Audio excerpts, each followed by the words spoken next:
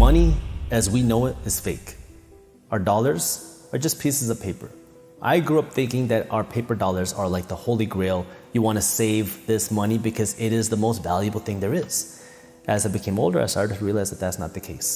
Our paper dollars are just pieces of paper. It's fiat currency, which means it's issued by the government, and the value is backed through the strength of the government. Now, we're lucky here that the United States is the world's superpower. We have the world's strongest military. We have the world's strongest economy.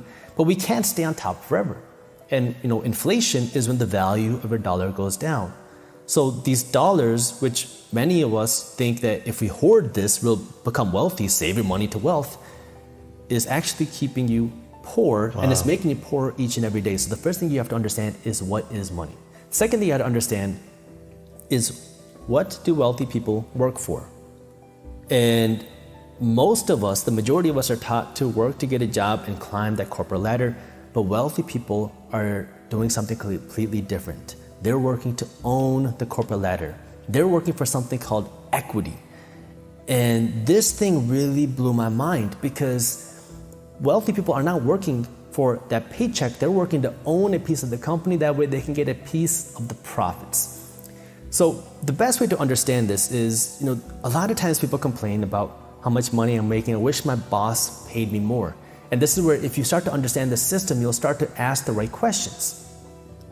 See, a big company, you have to ask the question, who are they working for?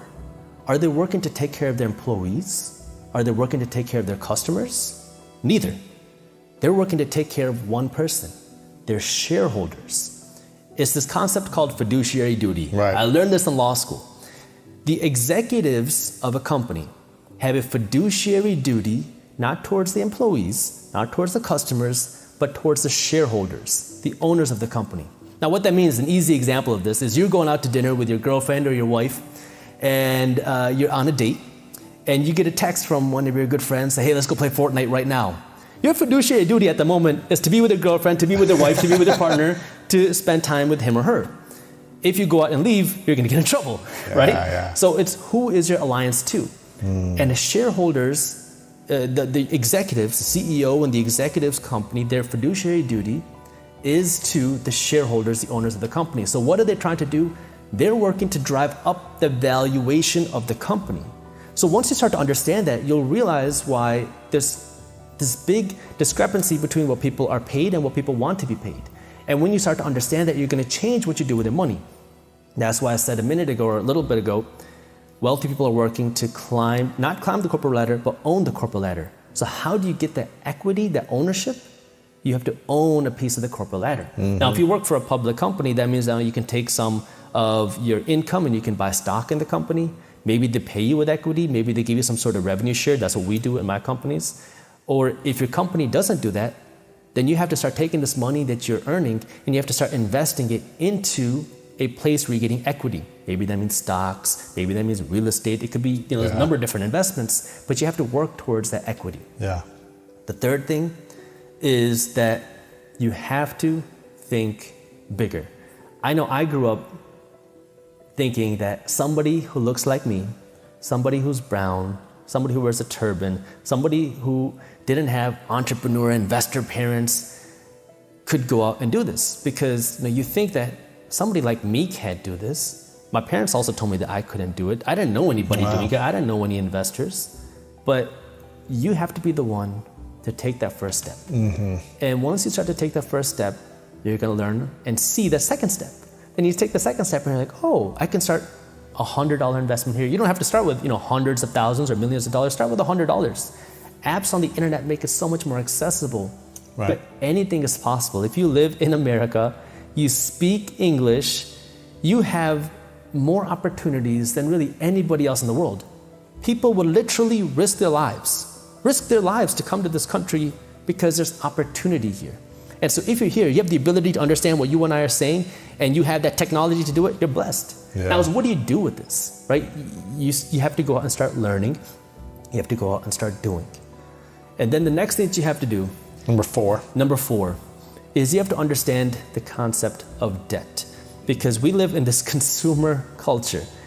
And it's interesting where, we want to live this flex lifestyle, right? I want to show off on Instagram. I want to show off my new car, my new Chanel Gucci purse. And we kind of get caught up where I need to live a certain lifestyle that way people can think that I'm rich. But what you're doing now is you're living broke. Right. Making everybody else rich so people think you're rich. Right. You're product rich. You have a lot of nice stuff, but you're broke. And so when you live that type of lifestyle, you are the reason why Gucci, Louis Vuitton, Chanel are making so much money, but it's keeping you broke. The richest person in the world, sometimes he's the second, sometimes he's the third, is the CEO of Louis Vuitton. No way, really? Yeah, Bernard Arnault. And why? How did he get there? Because everybody wants to look rich. Everybody wants the Louis Vuitton.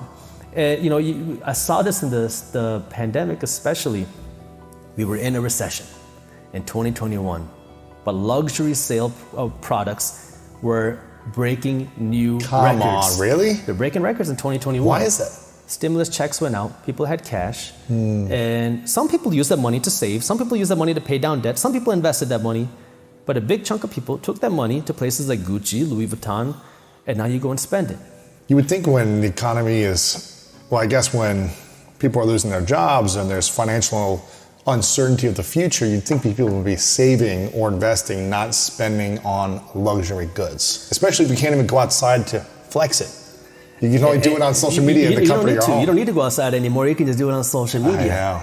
And so if you don't have the cash to do it, people are going into debt to buy it, and it's becoming easier and easier because of now things like buy now, pay later. Right. It is one of the fastest growing industries in fintech. I love financial technology, but it breaks my heart. I mean, it rips my heartstrings when I see the growth of this buy now, pay later, because what does that mean? I can go out and buy anything I want, not pay for it today, pay it off over 3 months, and then if I don't, I get slapped with 25% interest. And if you are 18, or let's just say 21, I give you $6,500. You never invested another penny, but you invested those $6,500 and you could get an 18% return on that money, and you retire at 65 and you look at this investment portfolio, you would have over $11 million. Wow. Now, everyone watching this saying, where the heck am I going to get 18% on my money? Exactly. But your credit card company is doing it every single day. $6,500 is what the average American household has in credit card debt right now. And you're turning around paying these companies 18, 20, 25% a year, and they're the ones that are getting rich, not you. So what's happening? You're going into debt to buy liabilities, which are things that lose your money, and then you're paying interest on top of that, which is making everybody else rich, which leaves no money in your pocket to make yourself rich. And you have to break out of that mindset.